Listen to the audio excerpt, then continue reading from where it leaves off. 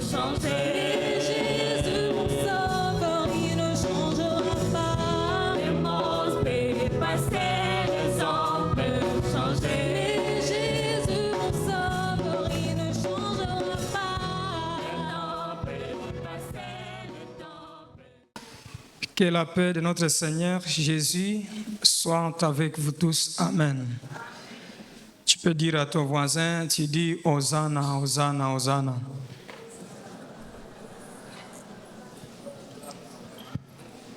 Nous allons prendre une méditation matinale dans le livre de Matthieu, chapitre 21. C'est le texte principal. Nous allons lire 11 versets. Je vais commencer la lecture au premier verset et on va s'arrêter au verset 11. Matthieu chapitre 21, le verset premier, il est écrit ce qui suit.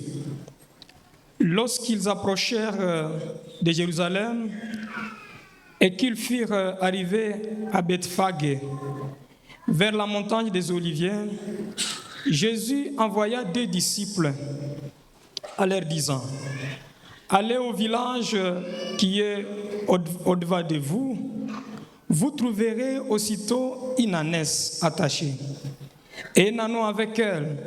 Détachez-les et amenez-les moi. Si quelqu'un vous dit quelque chose, vous répondrez, le Seigneur en a besoin. Et à l'instant, il laissera aller. Or, ceci arrivant, en fait que s'accomplit ce qui avait été annoncé par le prophète. Dites à la fille de Sion, voici ton roi, viens à toi, plein de douceur, et montez sur un âne, sur un âneau, le petit d'une ânesse. Le verset 6. Les disciples allèrent et firent ce que Jésus leur avait ordonné. Ils amenèrent l'ânesse et l'âneau, mirent sur eux leurs vêtements et les firent asseoir dessus. La plupart des gens de la foule attendirent leurs vêtements sur le chemin, d'autres coupèrent des branches d'arbres et en jonchèrent la route. Ceux qui précédaient et ceux qui suivaient Jésus criaient, Hosanna au fils de David, béni soit celui qui vient au nom du Seigneur, Hosanna les lieux très hauts. 10.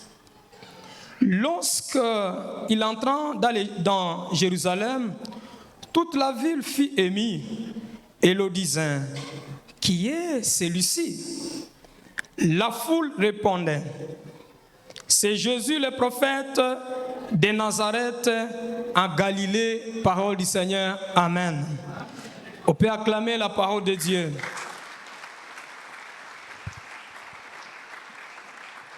Ce matin, nous avons un titre intitulé « Le roi humble qui vient à nous ».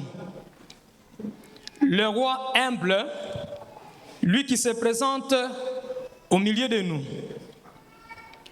Avant d'apporter une interprétation claire à ce texte de Matthieu chapitre 21, les versets 1er jusqu'à 11, rappelons aujourd'hui dimanche est connu sous l'appellation dimanche des Rameaux, qui ouvre la semaine sainte, et d'autres appellent ça semaine pascale. C'est aussi un grand jour célébré dans le monde chrétien, du fait qu'il est connu parmi les grandes fêtes chrétiennes. Entre autres, je peux citer les fêtes que nous reconnaissons.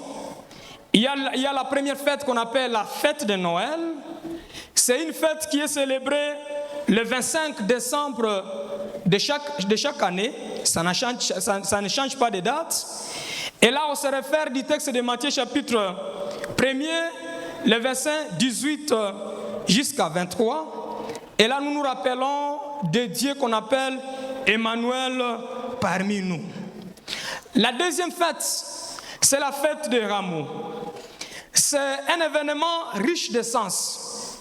Jésus entre à Jérusalem, acclamé par le foule, mais dans une humilité désarmante. C'est une fête qui a des significations. Quand je parle de fête des rameaux, il y a maintenant une signification de triomphe. Dieu, parce que nous l'appelons la fête triomphale. Et la deuxième signification, c'est l'annonce du sacrifice à venir. Là, c'est la deuxième fête. La troisième fête, c'est la fête des Pâques dans le monde chrétien. Précisons que pour les fêtes juives, les Juifs prenaient toute une semaine en train de célébrer la fête des Pâques. Et là, ça devrait commencer le lundi. On célèbre le mardi. On célèbre aussi mercredi. Et maintenant, on va clôturer le dimanche. Maintenant, vous allez rencontrer dans le livre de Nombre chapitre 21. Maintenant, là, on dit le premier jour de la semaine, il y aura une assemblée qui est tellement sainte. Et là, on ne fera aucun travail. On sera seulement concentré juste pour un culte qu'on doit rendre à Dieu. Lundi, on peut s'évaguer à d'autres activités. Mardi, on peut continuer avec la fête. Le jeudi, le vendredi, le samedi, on va continuer. Mais quand ça sera maintenant le premier jour de la semaine, donc le dimanche comme aujourd'hui, si vous lisez le texte de Nombre chapitre 21, maintenant là, il est demandé à ce que celui qui fait l'élevage, celui qui fait l'agriculture, celui qui est salarié, il doit rester à la maison. Et là, il ne doit pas faire un travail, mais on doit présenter un culte qui est tellement saint devant le Seigneur. Vous savez, il y en a maintenant les gens qui commencent à nous poser la question: où est-ce que vous avez à lever les jours de dimanche? Il y a les gens qui posent des questions. Parce qu'on devrait chaque fois prier le samedi, donc le 7e jour de la semaine. C'est ce qui est reconnu dans la Bible. Et comment vous êtes parvenu maintenant d'être au culte le dimanche? Moi, je ne présente même pas les explications par rapport à la résurrection de Jésus, mais je dois lui référer au texte de Nombre chapitre 21. Si vous lisez ça, vous allez rencontrer qu'on parle que le premier jour de la semaine, ça sera une assemblée qui est tellement sainte. Et là, on montre combien de fois le premier jour de la semaine, c'est le dimanche comme aujourd'hui. Alors, quand je parle de Pâques, je crois qu'on aura toujours une leçon qui va parler de ça, parce que aujourd'hui nous sommes maintenant dimanche pour la fête des rameaux. Et là, j'ai bien dit que nous commençons avec la semaine qui est tellement sainte. Donc demain, lundi, je dirais que c'est lundi qui est tellement saint. Mardi, c'est un mardi aussi qui est tellement saint, parce que maintenant, nous commençons avec l'entrée triomphale de Jésus à partir d'aujourd'hui. Et au cours de la semaine, nous serons en train de voir les éléments qui vont se dérouler au cours de la semaine. Alors quand je parle maintenant de la Pâque, dimanche, nous allons célébrer la Pâque juste en mémoire de la résurrection de Jésus-Christ. Donc, après la fête de Pâques, je prends maintenant la 4e fête. C'est l'Ascension. L'Ascension, c'est une fête aussi qui nous rappelle l'élévation de Jésus ou la montée de Jésus au ciel. Et là, ça doit être compté le 40e jour après que Jésus est ressuscité. Quand nous prenons maintenant dimanche, ça sera quelle date? Dimanche, ça sera quelle date? Le 40e? Le 21? Le 20? Alors à partir de ces 20 là, maintenant on peut commencer à compter. Vous prenez le 21, 21 jours, non. Le 21, 22, 23. Et quand vous allez arriver maintenant à la dimension des 40, c'est maintenant là que nous allons parler maintenant de l'ascension. Et vous avez toujours compris, même il y a des tendances où les gens disent qu'aujourd'hui c'est le 40e jour. Et surtout dans le monde qui n'est pas protestant, Là, on dit maintenant, nous allons célébrer. Et là, maintenant, il y a une grande fête. On dit que tel, il était mort. Et nous venons de compter maintenant 40e jour. Et là, maintenant, ça sera en mémoire. Et on suppose que maintenant, son âme venait de monter au ciel, comme Jésus aussi devrait monter au ciel. Ça, c'est aussi notre leçon. Je ne serai pas en train d'y revenir. Là, c'est l'ascension. Après l'ascension, il y a maintenant la fête qu'on appelle la fête de Pentecôte. Elle est dite fête de la moisson. Comme on indique dans le livre des Actes des Apôtres, chapitre 2, le verset 1er a descendu avec tous les chapitres. Et surtout dans le livre d'Exode, chapitre 23, et là nous voyons le verset 16. C'est là où on parle que Pentecôte signifie fête de la moisson. Dans l'assiette, on devrait cultiver. Et quand vous allez réaliser quand vous serez dans le 50e jour, maintenant vous allez amener la moisson devant les sacrificateurs. Et quand vous allez amener ce prémisse-là, et on sera en train de fêter ce qu'on appelle fête de Pentecôte. Dans le Nouveau Testament, maintenant, on voit Pierre, lui, en train maintenant de proclamer. Et il y a eu aussi une moisson. Parce que quand il a fini à proclamer l'évangile, il y a eu ceux-là qui ont pris l'engagement pour revenir au Seigneur. Et donc c'était juste à titre de rappel, où je devrais vous rappeler les grandes fêtes que nous devons aussi célébrer. Donc il faut célébrer la fête des rameaux, il faut célébrer la fête des Pâques, il faut célébrer la fête d'Ascension, il faut aussi célébrer la fête de Pentecôte. La 6e, ça viendrait et puis après, c'est une fête qu'on appelle la parousie. Et là, nous parlons maintenant qu'il y aura maintenant la venue, la seconde venue de Jésus, car il reviendra pour récupérer son église. Là, ce sera maintenant la 6e fête. Ça, ce sera pour récupérer toute l'église. Les 5 fêtes ici, ils sont déjà déplacés dans les têtes des chrétiens. Parce que maintenant, actuellement, il y a maintenant les gens qui fêtent beaucoup plus. L'indépendance, le 30 juin. Lui, il connaît que nous devons fêter l'indépendance. Il y en a aussi d'autres même qui fêtent aussi les bonnes années. Lui, il connaît que les bonnes années, c'est une grande fête. Mais il oublie que nous aussi, étant que des chrétiens, pour faire la proclamation de l'évangile, il fallait que le monde sache que nous avons 5 fêtes qui doivent aussi être reconnues dans le monde entier. Je me rappelle, on a clôturé avec les semaines passées. Il y avait maintenant la fête d'Aramada. Si c'est Aramada. Hein? C'est Ramadan, c'est quoi? Hein? C'est Ramadan. Oui, il y avait une fête de Ramadan. Et c'est une fête qui a été célébrée dans le monde musulman. Mais il faut voir les musulmans. Ils ont bien organisé cette fête-là. Et moi-même, j'ai reçu même une invitation. Il y a les voisins qui m'ont remis une invitation. Ils disaient, pasteur, tu ne dois pas manger dans nos parcelles. Tu dois manger avec nous. Et moi, j'ai dit, je ne dois pas manger là où il y a la nourriture, je dois être là. C'est la nourriture, non, il n'y a pas d'autre. C'est juste une invitation, on dit, on doit être là pour manger. Et là, ils ont éparpillé ça dans le monde chrétien. C'est pour placer comme un empas, pourvu qu'on sache que, et aussi, ils célèbrent une fête qui est tellement reconnue dans leur doctrine chrétienne. Alors, à partir d'aujourd'hui, je vous recommande, chère maman, aujourd'hui, nous sommes dans une grande fête. Nous n'allons pas manger les macondis, il faut bien manger la viande. C'est ça, c'est une grande fête. Le dimanche, c'est aussi une fête de Pâques.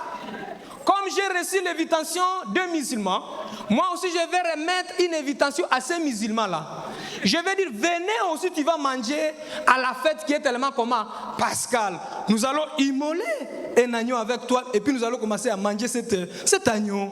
Puis il va manger dans mon toit. Ça, c'est une manière aussi d'évangéliser pour parler aux gens, de connaître notre foi et puis notre doctrine qui est comment chrétienne.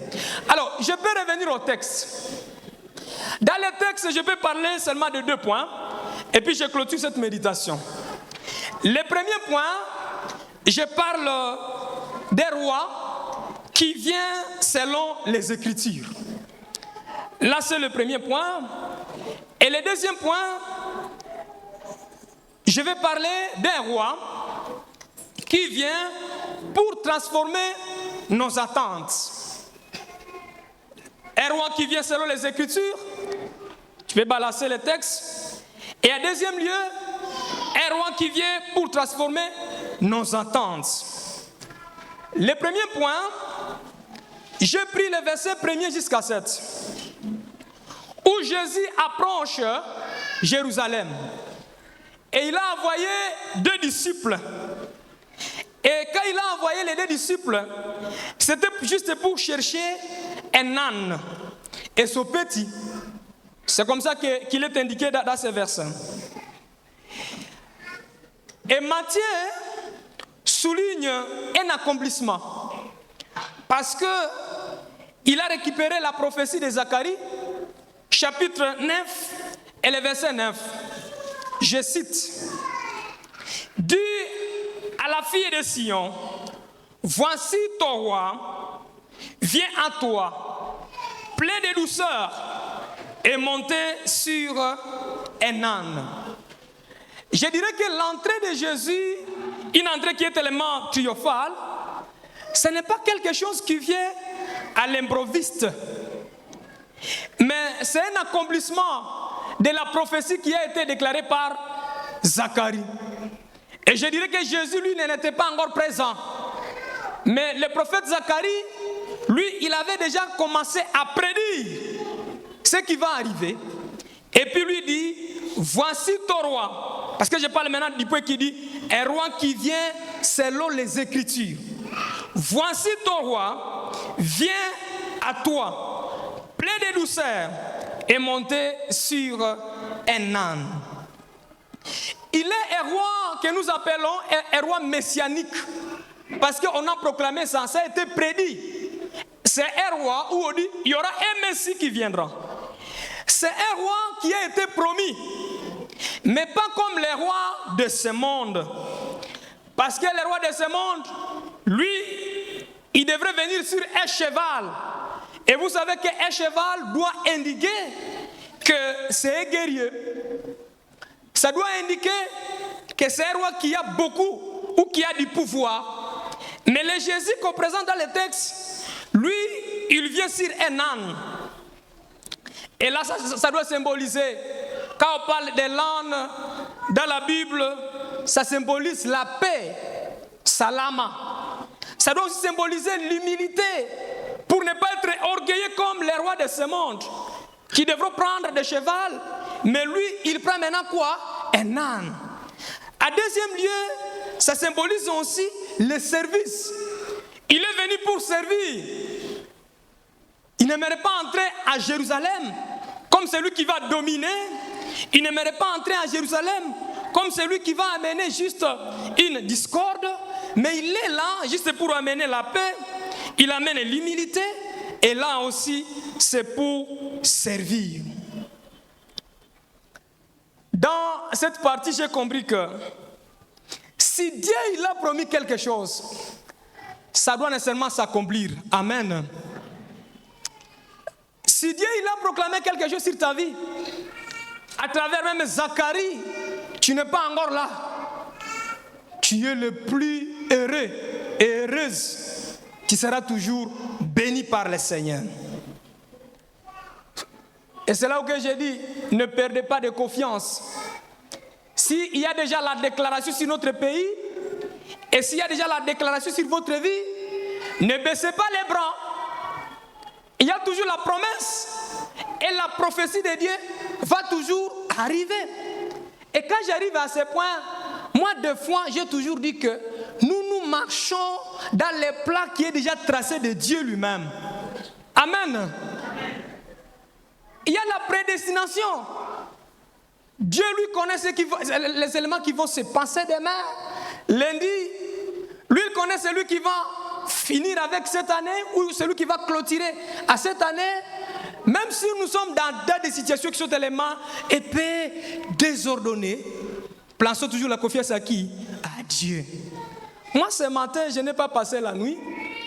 Tout le temps, nous étions dehors parce qu'on a été attaqué par les bandits. 0 heure. Il tapait à la porte, il dit, vous devez ouvrir. Et qui va ouvrir maintenant la porte? Personne. Vous devez ouvrir.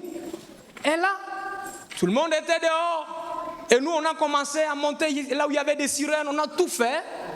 Et on disait, va ici, va ici, va ici. Et disait, nous, on ne quitte pas la porte.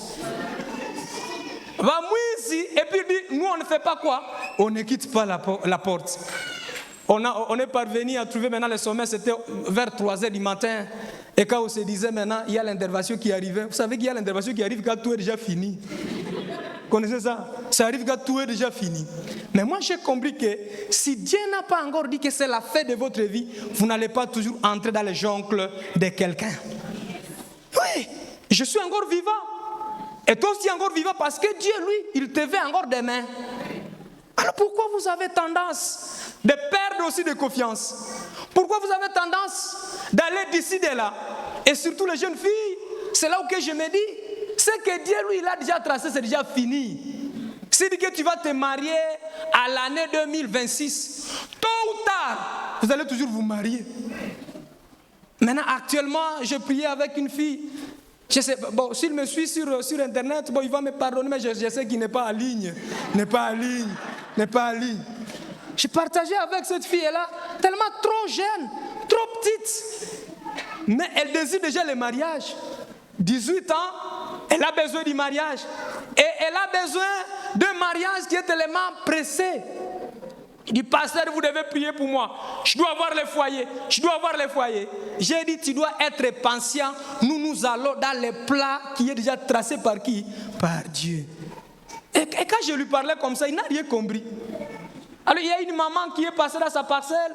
Il a commencé à dire, non, pour avoir un foyer qui est tellement rapide, moi j'ai une formule qui est tellement simple.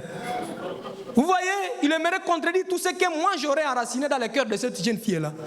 Dieu, est-ce que tu peux enlever ta blouse? Et la fille dit, oui, je dois enlever, ce n'est pas un problème.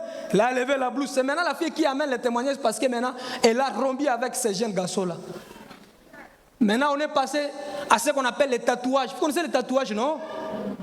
On lui a donné juste des trucs là comme des talismans et fardeaux là, puis on a tatoué juste là où il y a à côté là, et puis on a tatoué, et on a placardé quelque chose, et on a dit quand nous placardons, tu dois citer le nom de ces jeunes garçons là. Et puis quand on tatoue, il dit Rodrigue, il faut m'excuser. Rodrigue.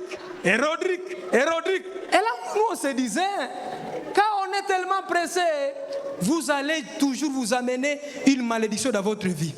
Alors, elle est venue me dire ça parce que maintenant, il y a eu une rupture. Après ça, il a dit, cette maman, elle m'a trompé. Moi, j'ai pensé que je vais me marier cette année.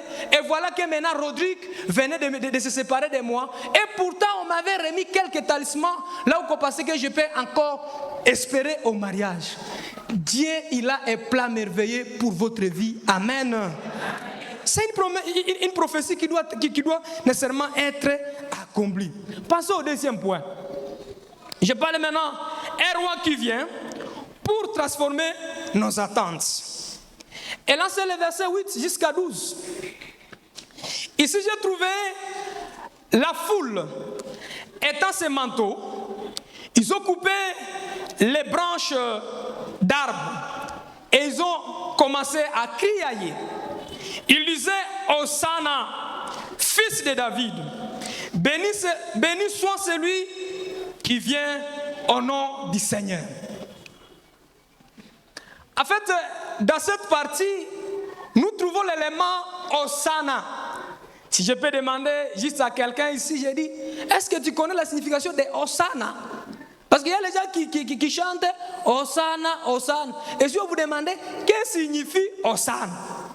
Parce que c'est une acclamation hébraïque. Une acclamation hébraïque là qu'on devrait chaque fois chanter Hosanna, Hosanna.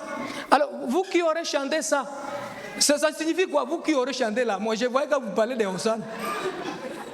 Anglaise, ça signifie quoi? Et lui dit gloire à Dieu, Dieu a échoué, toi Anglaise. Toi tu chantes des trucs que toi tu ne connais même pas. Hosanna signifie quoi? À côté, je dois aller à côté. Maman, Hosanna. Je te vois, tu disais Hosanna. Et puis tu as fermé les yeux, tu disais Hosanna. Allez-y, maman. Hosanna. Ça peut signifier quoi? Parce que c'est une acclamation. Ça est dans la Bible, nous avons lu ça là-bas. Hosanna. Celui qui aurait composé ces cantiques-là, c'est qui? peux me donner la signification du mot Hosanna? Même il y a des chorales là où quand j'ai prêché sur ce thème, et puis j'avais demandé, il y avait une chorale qu'on appelait Hosanna. Alors j'avais demandé à la chorale, j'ai dit, vous pouvez nous dire la signification de votre nom là, ce qui signifie Hosanna. Le Hosanna, je disais que c'est une acclamation hébraïque qui signifie, non pas comme Ngelez disait gloire à Dieu, mais ça signifie sauve-nous, nous te prions. C'est seulement ça. Sauve-nous, nous te prions. C'est une acclamation hébraïque. Et donc, comme nous sommes ici, surtout la partie Est ici, nos cantiques, on devrait chaque fois dire Hosanna, Hosanna, parce que nous voulons un sauveur pour nous libérer de cette situation. Alors, quand les Juifs, ils chantent Hosanna, Hosanna, pour eux, ils attendaient un libérateur, parce qu'ils étaient dans une domination romaine. Ils étaient dans une corvée. Alors quand on voyait Jésus monter sur un âne, là on devrait commencer à dire, prenons nos manteaux, prenons aussi, coupons les palmiers, et puis prenons les arbres, les branches d'arbres, et là nous allons les étendre, et puis chacun sera en train de dire, sauve-nous, nous te prions. Malheureusement, leurs attentes, parce que je parle maintenant du point qui dit, un roi qui vient transformer nos attentes. Toi, tu penses que ça devrait être comme ça, mais lui, il va transformer maintenant votre attente. Et pensez que c'est un libérateur. Et pensez que lui, il va apporter la restauration nationale. Et pensez qu'il y aura maintenant la chute de l'Empire romain. Et pensez qu'il y aura maintenant la libération politique. Il va libérer le peuple qui est tellement englouti dans la politique romaine. Et là, on ne devrait pas lever la tête. Maintenant, ils sont tellement déçus parce que leurs attentes étaient sur le plan humain. Et voyaient l'aspect humain, mais Jésus, lui, voyait l'aspect qui est comment? Une dimension qui est tellement spirituelle. Alors, moins d'une semaine, j'ai dit moins d'une semaine, les mêmes personnes qui ont commencé à chanter, qui disaient Hosanna, Hosanna, notre roi, c'est la même foule qui a commencé à crier et disait crucifions qui? Le. Est-ce que vous comprenez ça? Vous voyez cette controverse-là? Les gens qui disaient notre roi, ils ont acclamé, et encore ils sont les premiers à dire crucifions-le, parce qu'ils ont été déçus. Et ne voyaient pas, et Jésus qui va vaincre les péchés, ils ne voyaient pas, et Jésus qui va prendre un sacrifice, mais ils disaient que Jésus devrait vaincre le pouvoir romain. J'ai écrit ceci. Nous, parfois, nous voulons un Christ qui correspond à nos désirs. Un sauveur qui nous apporte les conforts, qui règle nos problèmes selon nos termes. Mais Jésus vient dans notre vie transformer nos attentes. Il ne fait pas toujours ce que nous voulons. Ça peut arriver. Il ne fait pas ce qui serait ta volonté. Nous, on a besoin de libérateurs. Il te dit, moi, je ne viens pas libérer et je ne viens pas faire ce que toi, tu penserais que je devrais faire. Mais lui, il fait ce dont nous avons toujours besoin. Vous savez, si toutes mes projections que j'avais dans la tête devraient être exécutées, apparemment, je ne devrais pas être ici au Congo. Oui, c'est ça. Je ne devrais pas être ici au Congo. Et vous avez toujours entendu les gens dire qu'il y a les gens qui construisent des maisons où? En Espagne. Construire en Espagne. Quand je serai dans mon foyer, Je serai comme ça. Je serai comme ça. Et quand tu arrives, tu oublies tout ça, il n'y a rien, tu ne trouves même pas ça. Quand je deviendrai ceci, ça serait ceci, ceci, ceci. Dieu, lui, ne fait pas ta volonté. Lui, il fait sa volonté qui est comment? Suprême. Il est tellement souverain. C'est pour cela qu'à la fin de la prière, on n'oblige pas Dieu, mais on le supplie. On n'oblige pas Dieu, mais nous on dit, s'il te plaît, Seigneur, est-ce que tu peux répondre à ma demande? Il peut dire oui, il va répondre. Il peut dire attends. Et puis il peut dire ça, je refuse. Alors les gens qui n'ont pas la dimension qui est tellement élevée, ils ont tendance à dire apparemment Dieu m'a délaissé. Ils vont commencer à dire quel Dieu que nous prions, quel Dieu que nous servons. Moi j'ai demandé ceci, mais voilà que lui, il a donné ce qui serait les contraires. Mais moi j'ai dit que le Jésus que nous prions et le Jésus que nous servons, lui, il nous donne ce que nous avons toujours eu besoin. Je pense à quelques leçons, puis je clôture la leçon. Voici quelques enseignements pratiques que nous allons appliquer dans notre vie. En premier lieu, je souhaitais à ce que nous accueillons le vrai Jésus dans notre vie. Parce que le danger est de faire Jésus une image de nos souhaits. Alors la question que je me posais là, je disais, est-ce que nous sommes prêts? Il ne faut pas être comme les gens qui ont acclamé Jésus, mais après encore ils ont été les premiers à le crucifier. Est-ce que nous sommes prêts à suivre? Sommes-nous prêts à les suivre? Même quand ces plans nous déroutent? C'est la première question. Même quand il vient avec une gloire qui est immédiate, même quand il nous appelle au service et à l'humilité, et ce qui est maintenant grave, quand il nous appelle à transporter notre propre croix. Parce que dans la Bible, quand nous lisons la Bible, il y en a les gens qui ont suivi Jésus parce qu'ils ne voyaient pas l'aspect de la croix. Ils ne voyaient pas l'aspect de Jésus qui va les décevoir.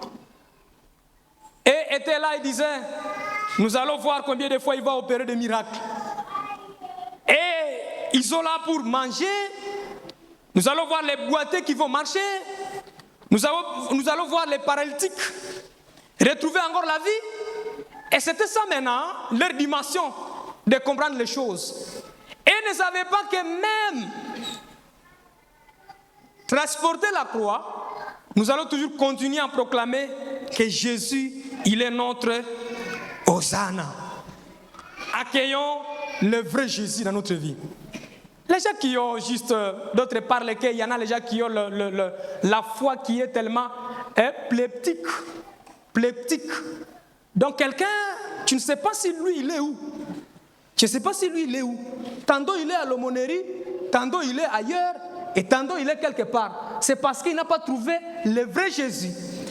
Mais si vous avez trouvé le vrai Jésus, même dans des moments de souffrance, vous allez toujours en dire et vous allez dire que Jésus, il est au milieu de nous. Deuxième leçon pratique que j'ai soutirée dans cette illustration de Jésus. Marchons dans l'humilité. J'ai beaucoup aimé ça. Notre roi, il est humble. Alors nous, ses disciples, nous sommes appelés à la même humilité. Parce que dans ce monde, nous retrouvons les gens qui sont tellement orgueilleux. Tellement orgueilleux. Il y a les gens qui aimeraient dominer les autres. Il y a même les gens qui se font du manche. Et vous allez voir combien de fois, lui, il croit que ça, lui, il n'y a rien. Mais le Jésus qui est ici dans le texte, C'est Jésus qui nous appelle à l'amour désintéressé. Il nous appelle à l'amour qui est tellement désintéressé. Il nous appelle aussi au pardon. Si vous continuez avec la suite de la semaine, vous allez voir combien de fois Jésus pardonne. Et à la fin maintenant, il nous appelle à la douceur. L'humilité devrait nous caractériser, nous étant que des disciples de Jésus. Il ne faut pas être orgueilleux. Le fait que Dieu t'a élevé, et là tu crois que tu es déjà au top. Tu oublies que le même Dieu qui t'a élevé aujourd'hui, il va aussi élever d'autres. Il va aussi élever d'autres. Et il y a l'autre qui est passé ici qui disait que des fois la situation de Goma et de l'Est nous a ramenés à l'humilité et puis à la simplicité. Moi je voyais les gens, même pour entrer dans sa voiture, il fallait qu'il y ait quelqu'un qui va ouvrir la porte pour lui. On va ouvrir la porte de la voiture et puis lui il va s'asseoir et lui n'a pas même pas la main pour allonger, pour fermer la porte. Non. Il y a encore l'autre qui va fermer encore quoi? La porte. Dans les bureaux, quand on entrait toujours là, dans les bureaux, la chaise, là où il va s'asseoir, lui n'est pas le premier à s'asseoir là-bas. Il faut qu'il y ait maintenant un agent du protocole qui va d'abord être le premier à s'asseoir là-bas. Et après avoir pris maintenant, la position c'est maintenant, lui aussi, il sera maintenant le deuxième. Alors nous, quand on pose la question, pourquoi lui, il a fait ça? Lui, on a dit qu'on peut placer quelque chose qui est tellement maléfique. Il fallait que lui, il tombe d'abord dans ce piège-là et que l'autre soit tellement protégé. Soyons toujours humbles. Et puis ne présentez pas seulement de l'orgueil. Il y en a des jeunes que nous, on a été avec ici comme des étudiants. Nous avons vécu la même vie ensemble. On était au Jocol. Mais Dieu t'a élevé, tu as eu la voiture. Et puis tu es devenu un petit Richard. Mais tu oublies que nous, on dormait avec toi sur une natte quelque part. C'était en ville que j'ai rencontré une jeune fille. J'ai dit que le Seigneur le pardonne. Qu'il soit pardonné parce qu'il est tellement orgueilleux. J'ai ramassé la fille là ici à Imbi. Une fille qui était tellement prostituée. Et nous, quand on était dans une campagne d'évangélisation, je me suis accroché à cette fille-là. Je disais, ton comportement n'est pas tellement bien. Toi, tu pars à 21h et puis tu reviens à 4h du matin. Ça, ce n'est pas un bon comportement. Et puis, je demandais à la cellule, notre cellule, j'avais demandé ici à Imbi. Je disais, désormais, chaque vendredi, nous n'allons plus chaque fois faire des navettes dans des maisons de gens, mais nous allons chaque fois prier dans la maison de cette jeune fille ici. Et là, on a changé de programme et nous, on a commencé à prier là-bas, si c'était au terminus. Nous avons commencé à prier dans leur maison. Et nous, on priait là-bas. Et je disais à la jeune fille, ouais, utaenda fa vile vituruturu yako ma 21h, natusha kuombea à 16h. Nous prions d'abord pour toi à 16h. Maintenant, à 21h, tu vas sortir pour aller faire tes navettes là. Mais nous serons toujours dans votre maison. Et nous, on a continué avec le... Vous savez que le salut est tellement progressif. Tu peux parler à quelqu'un, lui dire, je m'en fous. Mais au fil du temps, vous allez constater que lui, il sera toujours en train d'être convaincu pour revenir au Seigneur.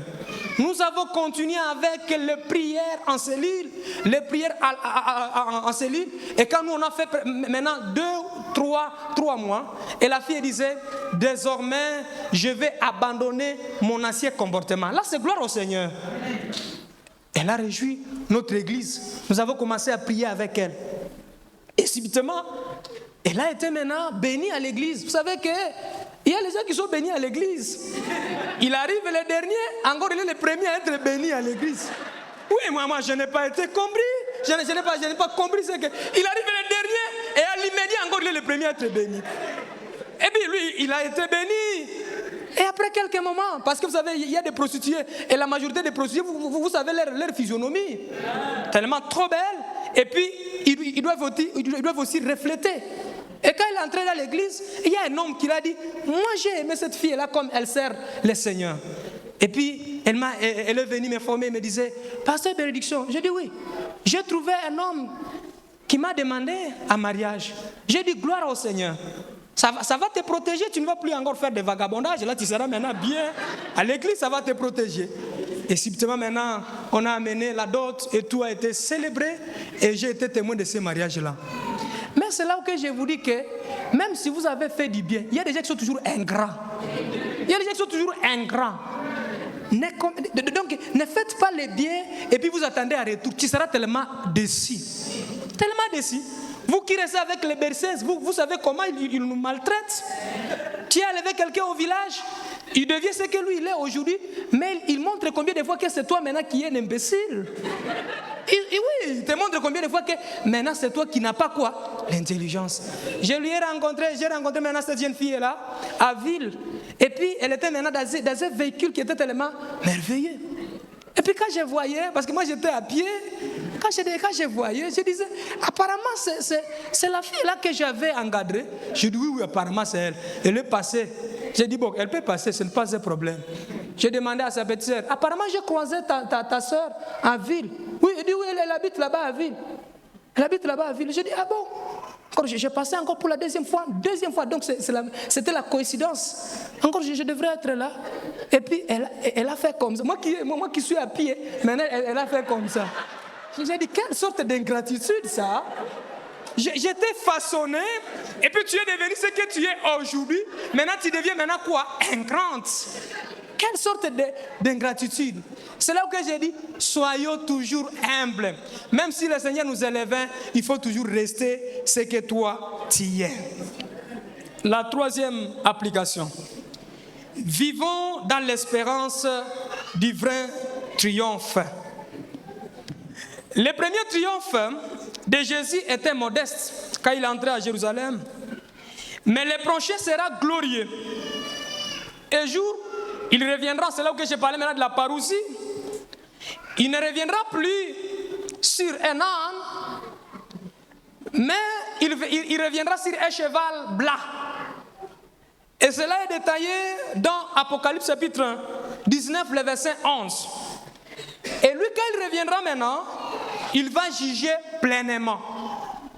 Ce jour-là, tout genou fléchira devant lui. Là, c'est la troisième application.